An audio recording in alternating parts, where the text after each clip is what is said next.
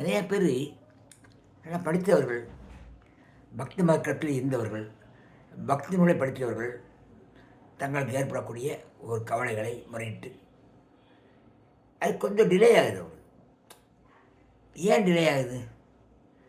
அவங்க படித்தாங்க இல்லையா, அந்த அறிவு இருக்குல்ல, அந்த அறிவு தான் ஈகோ. அது வந்து உள்ளே இருந்துக்கிட்டு எல்லாத்தையும் இந்த காயிலாங்கடை எல்லாத்தையும் பிரிப்பாங்கல்ல, இது இந்த பொருள், இது இந்த பொருள், இந்த பொருள், இந்த அதை விட குப்பையே காலைல வீடு வீடு அள்ளிட்டு போகிறாங்க. அவங்கெல்லாம் பாவம் வரத்து போய் மக்கும் குப்பை மக்காத குப்பைன்னு பிரித்து பிரித்து போட்டு இருப்பாங்க. பார்த்துருக்கீங்களா? நான் நிறைய பார்த்துருக்கேன். ஆனால் இதை விட கோயம்பேடு மார்க்கெட்டுக்கு கொஞ்சம் சமீபத்தில் ஒரு இடத்துல காய்கறி குப்பைகளை மார்க்கெட்டில் இருந்து பிரிச்சுக்கிட்டாங்க. நான் பார்க்கவும் என்னை அவங்க பிரிக்கிறவங்க ஒரு மாதிரி மறைச்சாங்க.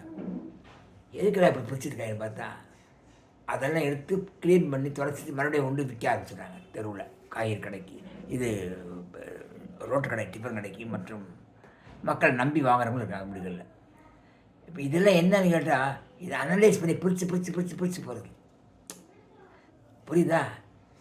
இப்படி இந்த பிரித்து பிரித்து பிரித்து போடக்கூடிய இந்த குப்பைகள் எல்லாமே நமக்குள்ளேயே, அதாவது ஸோ இந்த படித்தவங்க வந்து இப்படி அனலைஸ் பண்ணி படிப்போடு போட்டு கலக்கிறதுனால படிப்பும் கெட்டு பக்தியும் கெட்டு போயிடும். ஆனால் படிக்காதனே ஒரு பிச்சைக்காரன் சாதாரண கோயில் வாசல் உட்காந்துருக்கு நம்பிக்கை நல்ல நிறைய வரும், சந்தோஷமாக இருப்பான். அவன் எப்போ சந்தோஷமாக இருப்பான்? ஏன்னு கேட்டால் ஆராயாது சாமி அவதாரம் பண்ணார், இங்கே இப்படி ஐசியாக இருந்துச்சு, அங்கே அப்படி இருந்துச்சு, இதெல்லாம் எப்படிங்கிற கேள்வி அவன்கிட்ட கிடையாது. டோட்டலி கடவுளே எனக்கு இப்படி மாற்றத்தை கொடு, எனக்கு தீர்வை கொடு. அவனு கண்மூடித்தனமான நம்பிக்கை கண்மூடித்தனமாக இருந்தால்தான் கடவுள் சக்குன்னு வந்து இறங்குவார். இந்த படிப்பு ஏபிசிடி எம்எஸ்சி பிஹெச்டி இந்த இதெல்லாம் வந்து கடவுள்கிட்ட போக விடாமல் தடுக்கும். டிஸ்டன்ஸ் அதிகமாகிட்டே போகும்.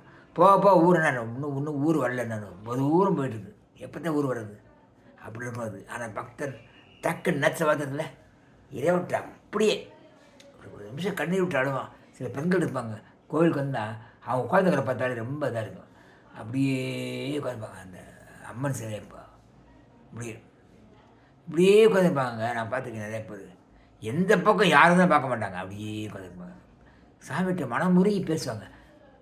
டக்குன்னு ஒரு 2 நாளில் பார்த்தாங்க மலர்ச்சியாக சிரிச்சுட்டு வருவாங்க. ஏன்னா கண்மூடித்தனமான பக்தியில் கரைந்து போகும் பொழுது அங்கே நல்ல ஒரு புத்தம் புதிய ஆற்றல், இறை ஆற்றல் கிடைக்கிறது. பிடிச்சிருந்தால் லைக் பண்ணி சப்ஸ்கிரைப் பண்ணி